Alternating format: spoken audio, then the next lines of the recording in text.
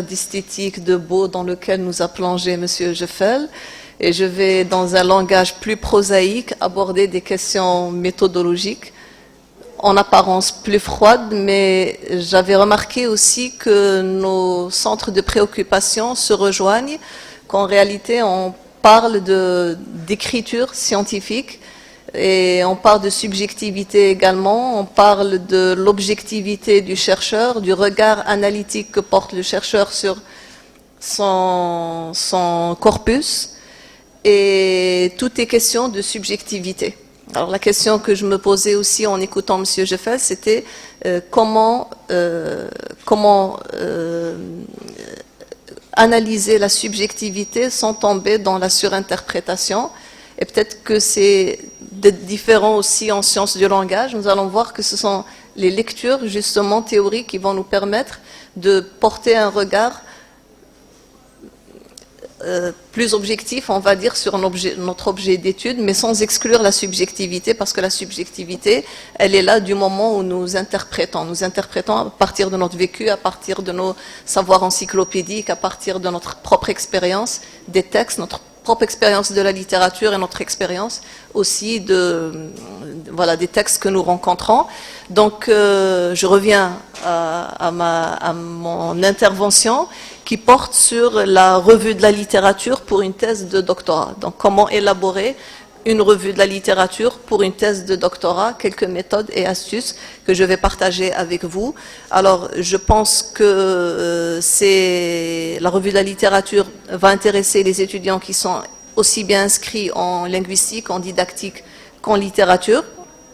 Et pourquoi le choix de cette thématique ou de ce point qui m'intéresse particulièrement? C'est parce que j'avais remarqué que dans la plupart des travaux et de master et les travaux de doctorat, c'est une partie du travail de recherche qui parfois est absent des mémoires, qui est absent des thèses de doctorat. Alors que c'est une partie très importante, c'est une partie clé de ce qu'on appelle la partie dite théorique d'un travail de doctorat. Donc, généralement, on fait une revue de la littérature pour éviter de tomber dans la compilation théorique, dans le trop de définitions qu'on met pour remplir toute une partie. Généralement, dans la partie pratique, on a un corpus, on connaît un peu notre méthodologie, notre démarche méthodologique, mais dans la partie théorique, on ne sait pas quoi mettre. Voilà, en termes très, très simples et très prosaïques, on ne sait pas quoi mettre et on tombe dans le remplissage. Et quand on tombe dans le remplissage, on tombe aussi, malheureusement, dans le plagiat. D'accord? Donc, voilà, je commence. Alors, ça va lentement.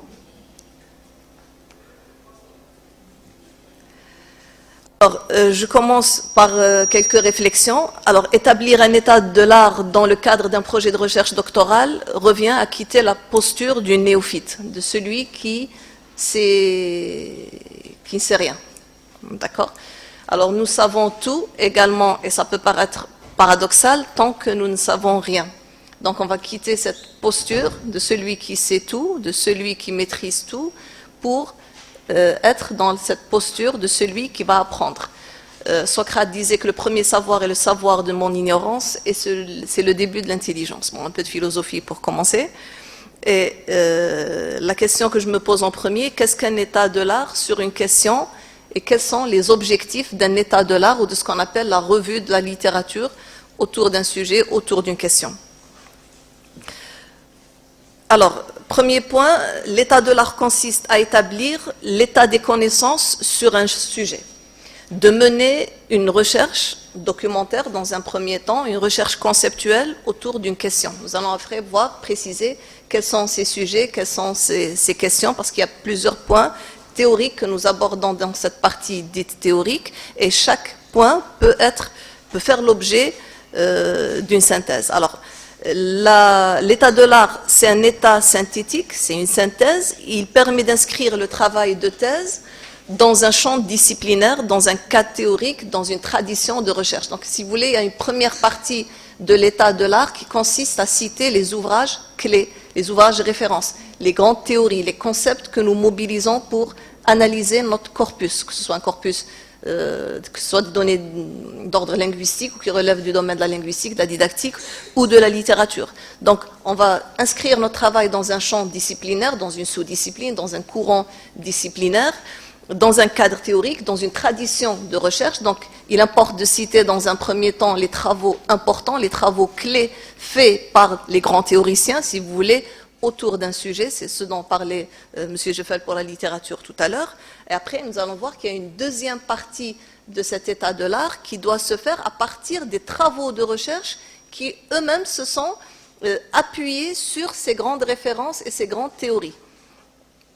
Alors, l'état de l'art ou la revue de la littérature nécessite, et c'est très important, au préalable, une phase de lecture, une phase de documentation. C'est peut-être différent en littérature, en tout cas en sciences du langage, c'est capital, c'est important. Il faut passer par la lecture. On n'écrit pas sans lire. Pas de lecture, pas d'écriture sans lecture. Alors, les lectures doivent être ciblées et sélectionnées par rapport à notre sujet de thèse, mais par rapport aussi aux aspects liés à notre sujet. Parce que le sujet il est assez général. Après, il y a des aspects qui sont en lien avec le sujet principal. Ils peuvent aussi faire l'objet d'états de l'art différents. Donc, on prend un point et on voit ce qui a été fait autour de ce point. Un autre point et ce qui a été fait autour de cet autre point. Alors, l'état de l'art permet, et c'est l'objectif de l'état de l'art, de situer le travail de doctorat par rapport à l'existant en matière de recherche, de ce qui a été produit, de ce qui a été fait, de ce qui a été écrit sur votre sujet ou sur un sujet proche du sujet que vous abordez. Il permet donc de connaître les travaux et de citer aussi et de faire la synthèse des travaux antérieurs autour de votre projet de recherche. Alors, nous avons remarqué que dans de nombreuses thèses de doctorat, on fait abstraction de cette étape, on fait l'impasse sur cette étape et on fait comme si on était les premiers à avoir travaillé sur le sujet. Or, citer les travaux antérieurs met en valeur davantage votre travail que le fait de ne pas citer des travaux et parfois les doctorants aussi pensent que le fait de citer d'autres travaux qui ressemblent au travail qu'ils font enlève un peu de l'originalité du travail. Et donc ils veulent montrer qu'ils sont les premiers à avoir travaillé sur le sujet en faisant abstraction délibérément ou non, parfois par ignorance parce qu'on n'a pas assez lu. Et ça porte préjudice au travail. Et ça n'enrichit en rien le travail. Donc le fait de citer les travaux permet de situer son travail par rapport à ce qui a été fait, de montrer l'originalité du travail par rapport à ce qui a été fait et de montrer en quoi votre travail est original ou aborde des aspects nouveaux qui n'ont pas été abordés auparavant ou des aspects qui ont été ou qui font l'objet d'une discussion théorique, etc. Donc c'est plus valorisant pour vous et pour votre travail de citer ce qui a été fait et de vous inscrire par rapport à ce qui a été fait. Alors, voilà, donc il vise aussi à faire une analyse critique des travaux sur le sujet, parce qu'on va voir que la synthèse, ce n'est pas une compilation de résumés non plus. On ne va pas prendre chaque travail à part et on va en faire le résumé. Alors, la synthèse bibliographique permet aux doctorants aussi de repérer des lacunes qui lui permettrait de justifier l'intérêt de son sujet, sa pertinence, voire son originalité. C'est ce que je disais à l'instant, c'est-à-dire que parfois, il y a des aspects qui n'ont pas été abordés et votre travail permet d'aborder cet objet. Donc on s'inscrit dans une continuité de recherche et on essaie de voir un peu les manques, les lacunes dans d'autres travaux et on essaie à notre niveau de les combler. L'état de l'art permet aussi de montrer votre apport par rapport à ce qui a été conduit comme recherche, à éviter les redites, donc ce qui a déjà été fait. On peut vous le reprocher le jour de la soutenance, parce qu'on ne l'a pas cité dans la bibliographie, parce qu'on ne l'a pas cité dans le travail, et donc on ne vous dira pas que vous avez sciemment omis de citer certains travaux, mais on vous dit que vous n'avez pas lu, vous ne vous êtes pas assez documenté, etc. Alors, évitez les redites, le manque d'originalité, d'intérêt et de pertinence. Alors, le sujet, je le dis et je le redis à chaque fois à mes étudiants, un sujet n'est jamais original, c'est le regard que nous portons sur le sujet qui rend le travail original. Donc, le regard critique, le regard analytique, qui rend le sujet intéressant. Alors, il s'agit d'un travail de réflexion critique qui montre que vous avez bien cerné le sujet, que vous avez bien cerné les questions qui découlent de ce sujet, les problématiques que ce sujet soulève, l'évolution des problématiques aussi, si vous faites un travail en diachronie sur l'évolution des théories, des réflexions, des points de vue sur un sujet. Ça vous permet aussi de faire l'actualité de la recherche sur un sujet ou de dresser l'actualité de la recherche sur un sujet, de visiter les cadrages conceptuels mobilisés, les concepts qui ont été mobilisés pour aborder un sujet, peut-être qu'ils diffèrent d'un travail à un autre. Il y a peut-être des points de convergence, mais il y a peut-être aussi des points de ressemblance. Les démarches méthodologiques qu'un sujet requiert, elles sont peut-être différentes. Donc, il importe aussi de faire un état de l'art synthétique qui aborde les différences conceptuelles, méthodologiques qui ont été mobilisées pour aborder un sujet. On peut discuter aussi dans un état de l'art des résultats de recherche obtenus, les résultats obtenus à la suite d'un travail de recherche, d'une enquête, etc. Donc tous ces points-là peuvent faire l'objet d'un état de l'art. Alors l'état de l'art, où et par quoi commencer? Il y a deux étapes donc qui sont nécessaires et elles sont complémentaires. C'est la conception et la préparation, rédaction de la synthèse. Alors la première étape, c'est la recherche documentaire et l'exploitation des ressources bibliographiques. Je ne parlerai pas de sources bibliographiques, mais de ressources bibliographiques pour montrer la richesse de la documentation.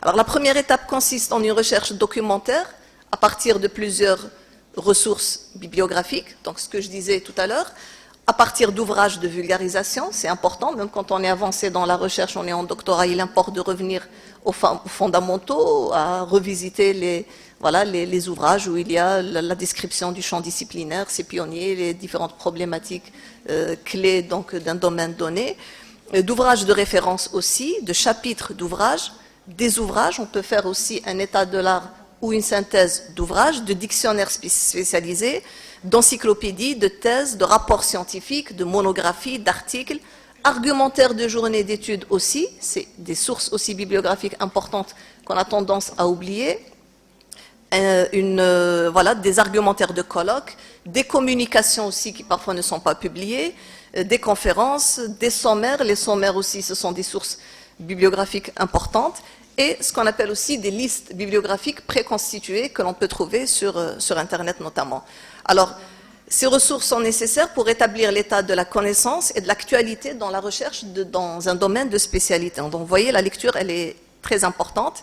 Et un rappel important, un des objectifs fondamentaux donc, de la recherche doctorale, c'est acquérir des connaissances approfondies et détaillées dans un domaine donné et de connaître l'actualité de la recherche aussi dans un domaine. Donc c'est très important parce que vous vous spécialisez déjà en doctorat et vous devenez au bout donc au bout de la soutenance, on va dire, et même de quelques années plus tard, des experts sur des sujets, sur les sujets que vous avez traités en matière de doctorat. Ça doit être ça, votre ambition, et donc il faudrait avoir des connaissances approfondies, détaillées. Alors, l'état de l'art ou la synthèse, elle porte sur des questions de recherche, sur des problématiques, sur des points de vue, sur des thèses, sur des antithèses, sur comment un concept a été traité, par exemple, comment il a été abordé, sur des définitions théoriques. Donc, vous pouvez prendre une définition théorique et la discuter, voir comment elle a été abordée par plusieurs théoriciens, par exemple. Elle peut aussi, la synthèse, porter sur des arguments en faveur d'une thèse ou d'une autre thèse, des facteurs d'explication d'un phénomène, des informations contextuelles par rapport liées au contexte. Ça peut être aussi une synthèse par rapport à une expérience de recherche ou des expériences de recherche, une méthodologie, l'expérimentation d'une démarche méthodologique, des résultats de recherche. Je redis un peu ce que j'ai dit tout à l'heure, mais pour vous dire que l'état de l'art peut porter sur plusieurs aspects liés à un sujet. Maintenant, tout dépend de votre sujet et tout dépend des questions que vous vous posez autour de votre sujet. Quelles sont vos préoccupations? Quels sont les points théoriques qui vous interpellent, qui vous dérangent peut-être, ou qui ne vous satisfont pas et que vous voulez reprendre, lire, sur lesquels vous vous posez des questions, etc. Parce qu'un état de l'art, c'est aussi une comparaison de points de vue, de thèses et de tous ces points-là, mais c'est aussi une réflexion critique sur ces différences et ces convergences qui existent entre ces points. Alors, quelques critères de sélection de la source, mais j'en dis le minimum parce qu'il y a plusieurs critères, mais je parle du contexte algérien notamment et de ce qui publie ici. Donc, je vous donne quelques critères seulement. Alors, le choix de la source doit s'effectuer en fonction de sa pertinence par rapport au sujet, ça on le sait. L'auteur doit faire figure d'autorité dans le domaine, c'est important qu'il soit connu par ses recherches. La renommée de la revue, c'est important. Je ne parle pas de classement, vous l'avez remarqué. Et le comité scientifique, le lieu de publication et la date de publication. Et je m'arrête à ces quelques critères parce qu'il y en a beaucoup, plusieurs, mais ils ne sont pas toujours pertinents par rapport au contexte qui est le nôtre. Je dirais les choses comme ça. Alors lire, on lit pour pouvoir et pour savoir écrire. D'accord? Si on veut écrire, bien écrire, écrire correctement dans un style scientifique, académique, universitaire, il faut lire. C'est comme en littérature peut-être, et je parle sous l'autorité de M. Saïm, on n'écrit pas sans lire.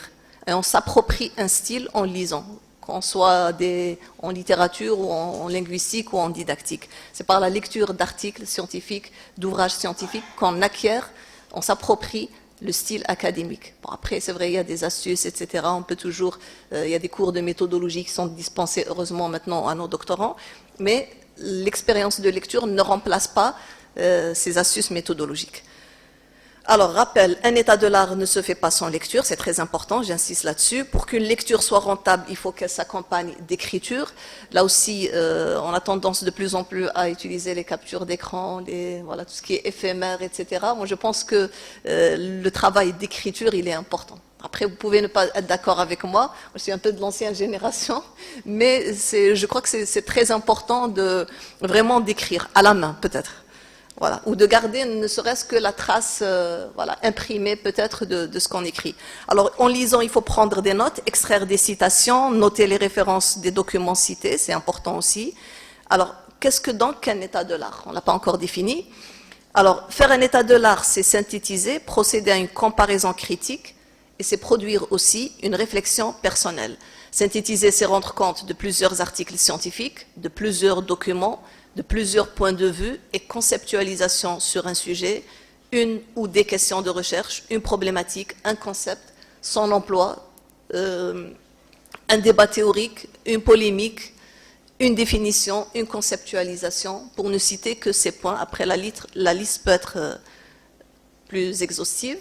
Alors, synthétiser ne consiste pas à compiler des résumés. Il s'agit d'une comparaison critique. Il s'agit d'un exercice intellectuel, d'une réflexion personnelle qui se fait à partir de plusieurs textes. Donc l'exercice du résumé, de la synthèse n'est pas celui du résumé. Alors la première opération, c'est lire, analyser, et quand on lit, quand on analyse, on décompose. Et la deuxième opération, c'est l'écriture, la synthèse, c'est recomposer, reconstituer de ce qu'on a décortiqué auparavant. Monsieur Jeffel le disait tout à l'heure en littérature, autrement. Alors, quand on lit, on doit analyser l'introduction du sujet de la problématique, n'importe quelle problématique, les objectifs de l'étude, d'un chapitre, d'un ouvrage, d'un article, repérer les travaux réalisés sur le sujet, des références théoriques, des concepts mobilisés. Donc, vous voyez, c'est beaucoup de travail en amont qui se fait avant de procéder à la rédaction de la synthèse ou à la réalisation de la synthèse. Alors, les informations théoriques et contextuelles données sur le sujet, produites sur le sujet. Alors, les lectures aussi, dans les différentes lectures, on doit s'intéresser à la méthodologie. Quelle méthodologie de recherche est adoptée, qualitative, quantitative, en sciences du langage ou en didactique. Quel outil méthodologique est utilisé, le questionnaire, l'observation, etc. les enregistrements, prise de notes. Les résultats, on doit s'intéresser aussi quand on fait une synthèse aux résultats d'une recherche, à comment ces résultats ont été discutés, l'interprétation des résultats, comment elle a été faite. On peut avoir aussi un regard critique un peu sur les résultats, sur l'interprétation des résultats et aussi se proposer de reprendre certains points dans notre travail. Des relectures s'imposent, une clarification des concepts aussi. L'accès à certains articles ou à certains passages peut être un peu difficile. Donc là, il faudrait impérativement utiliser des dictionnaires spécialisés. Et parfois, le lecteur ou le doctorant ne dispose pas de prérequis nécessaires pour comprendre certains textes théoriques. Et donc là, il faut aussi voir avec son encadreur, avec ses enseignants, etc., pour essayer de mieux accéder à ces textes, notamment comme Foucault, Derrida, etc. C'est des textes un peu difficiles, mais il faut les lire absolument.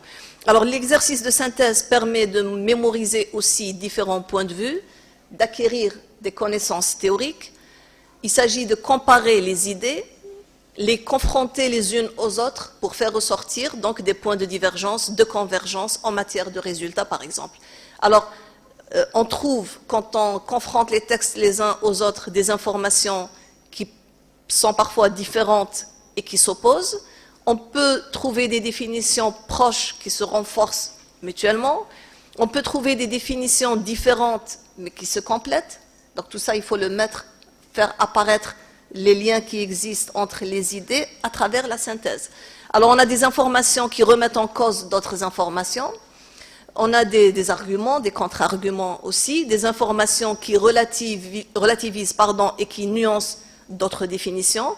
Donc la synthèse permet de mettre en lien les différents points de vue théoriques, les différentes définitions, les différentes argumentations. Et avant de procéder donc à la rédaction, il faut rédiger un plan de synthèse selon le raisonnement adopté, selon votre objectif. Parce que quand on fait une synthèse, on a un objectif. D'accord ?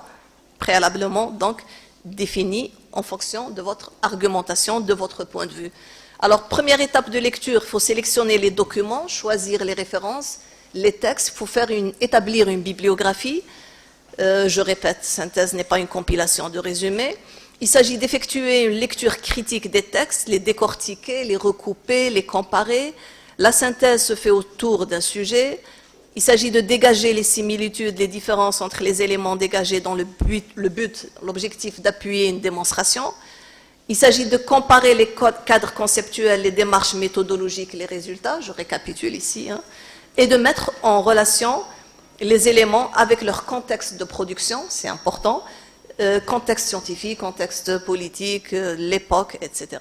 Alors le travail de synthèse permet de dégager les points essentiels qui appuient notre démonstration, de déterminer, de relever les types de rapports qui existent entre différents points de vue, entre différents éléments, d'établir d'une manière objective, claire et logique dans la mesure du possible des connexions entre différentes informations et de les articuler entre elles. La deuxième étape d'écriture, synthèse, recomposition, c'est l'étape de la rédaction de l'état de l'art qui relève d'un genre de discours qui est le discours universitaire. Donc là aussi, il faut maîtriser le discours, il faut maîtriser les caractéristiques du discours académique, universitaire, scientifique. J'avais commencé par ça. Les informations doivent être présentées d'une manière structurée et organisée, de manière à servir la démonstration et l'argumentation visée. La synthèse, c'est une pratique discursive. Là, il faut lire l'analyse qualitative de Mukieli et Payet sur l'écriture analytique, compréhensive, interprétative.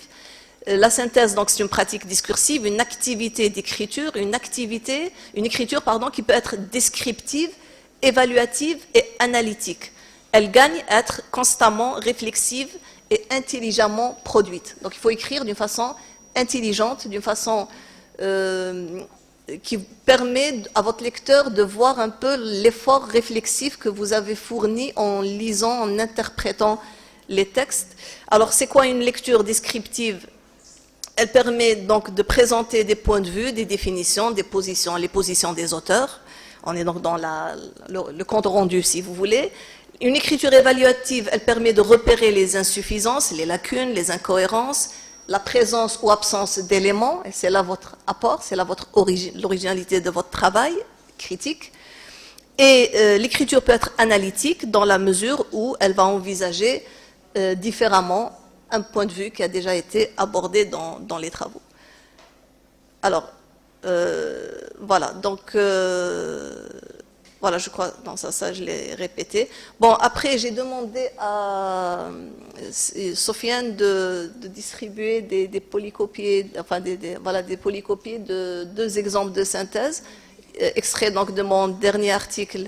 Il y a un point théorique qui est l'arabisation linguistique et un autre qui concerne Tamazirt, donc la question de Tamazirt et les polémiques récentes sur Tamazirt, pour voir un peu un modèle de synthèse fait dans le cadre d'un article de synthèse aussi, parce qu'il y a des articles de synthèse théorique et il y a des articles empiriques qui s'appuient sur une recherche empirique, etc. Bon, ça j'avais prévu donc un exemple, vous pouvez prendre des photos si vous voulez, un exemple de synthèse en sciences du langage sur la position de Dalila Morsli par rapport à la question de Tamazirt, donc pour voir un peu comment on peut faire une synthèse autour d'un point de vue sur une question qui est la question de Tamazirt par exemple. Voilà, c'est sur 2 pages, voilà, enfin 2 diapos. Voilà, donc je vous remercie beaucoup de votre attention et voilà, j'attends vos questions avec impatience. Merci.